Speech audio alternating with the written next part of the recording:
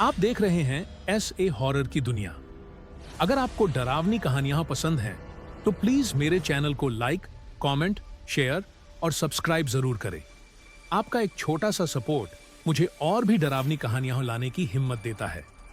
तो चलिए शुरू करते हैं आज की भूतिया कहानी। रात के 11:30 बजे थे। तेज बारिश हो रही थी और राजीव अपनी बाइक पर किसी तरह एक पुराने होटल समंदर व्यू तक पहुंचा। होटल सुनसान था। कहीं से भी ऐसा नहीं लग रहा था कि यहां कोई रहता होगा। बाहर का बोर्ड आधा टूटा हुआ था, जिस पर लिखा था रूम्स अवेलेबल, लेकिन नीचे की लाइन खून से लिखी लग रही थी, for those who never leave. Rajiv ने कांपते हुए दरवाजा खटखटाया। अंदर से एक अजीब सी आवाज आई, आ जाइए, आपका इंतजार था। उसने धीरे से दरवाजा खोला।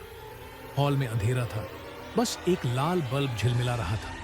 काउंटर पर बैठी एक बूढ़ी औरत मुस्कुरा रही थी, लेकिन उसकी आंखें बिल्कुल सफेद थी। राजीव ने डरते हुए कहा, मुझे एक रात ठहरना है। वह बोली, यहां जो भी रुकता है सुबह तक हमारा हो जाता है। राजीव ने ठहाका मारा, आप मजाक कर रही हैं शायद। वह बस मुस्कुराई और चाबी थमा दी, कमरा नंबर 13 की। कमरा खुलते ही सर्द हवा का झोंका आया। कमरे की दीवारों पर पुरानी तस्वीरें टंगी थीं।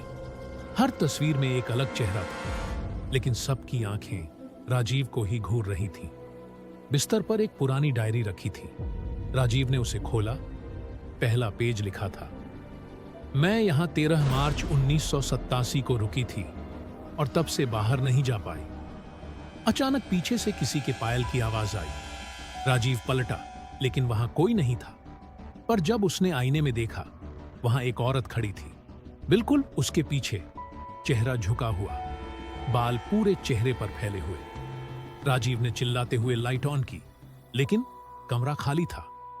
आईने में वही औरत अब उसकी आंखों में झांक रही थी। राजीव नीचे भागा, लेकिन लॉबी में अब कोई नहीं था। वही बूढ़ी औरत अब फोटो फ्रेम में कैद थी और उसके पास लिखा था, owner Mrs Lata Verma, died in 1987, room number 13। Rajiv के पैरों तले जमीन खिसक गई। उसने दौड़कर दरवाजा खोला, पर बाहर अब सड़क नहीं थी, सिर्फ समंदर की लहरें और डूबती हुई चीखें थीं। लहरों में किसी ने उसे बुलाया, अब तुम भी हमारे साथ रहो, हमेशा के लिए। और अगले दिन जब पुलिस वहां पहुंची, कमरा नंबर 13 में बस एक टूटी हुई डायरी थी और दीवार पर ताजा लिखा हुआ खून से। मौत के कमरे की फुसफुसाहटें। सुबह का समय था, लेकिन होटल के भीतर कभी सुबह नहीं होती थी। हर कोने में वही धुंध, वही सन्नाटा, वही ठंडी हवा। कमरा नंबर 13 की खिड़की से राजीव बाहर झांक रहा था, पर अब वहां सड़क नहीं, बल्कि काले पानी का एक अंतहीन समंदर फैला था। उसे याद नहीं था कि वह अब जिंदा है या मरा हुआ। पर एक बात साफ थी, वह अब होटल का हिस्सा बन चुका था।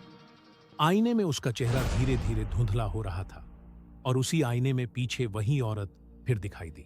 बाल बिखरे हुए, गले में टूटी पायल और आंखों में खालीपन। वह बोली, तुम भी हमारे जैसे फंस गए, अब ये होटल तुम्हारा घर है। राजीव ने डरते हुए कमरे से बाहर कदम रखा। कॉरिडोर की दीवारें अब सांस ले रही थीं। उनमें से कराहने की आवाजें आ रही थीं, जैसे कोई अंदर से बाहर निकलना चाहता हो। हर दरवाजे के पीछे एक अलग कहानी थी, कहीं से बच्चे की हंसी तो कहीं किसी के रोने की आवाज। राजीव ने दरवाजा नंबर 9 खोला। वहां एक जोड़ा बैठा था, बिल्कुल शांत। लेकिन जब उसने गौर से देखा, दोनों की आंखें सिल दी गई थीं।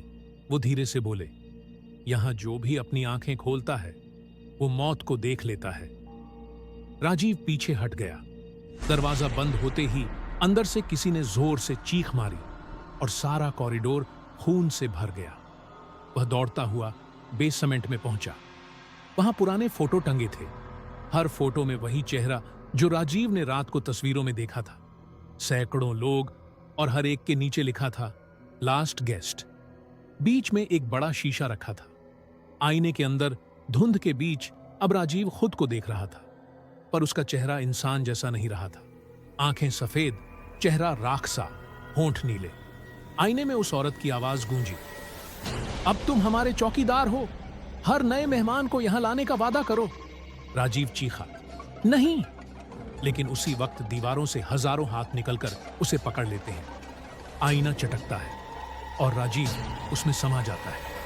एक हफ्ते बाद तेज बारिश में एक नई लड़की उसी होटल के सामने रुकी। बोर्ड पर लिखा था, रूम्स अवेलेबल। वह दरवाजा खटखटाती है। अंदर से कोई जवाब देता है, आ जाइए, आपका इंतजार था। वह चाबी लेती है और जब वह देखती है काउंटर के पीछे अब वहीं खड़ा है राजीव। उसकी मुस्कान ठंडी थी और आंखें बिल्कुल सफेद।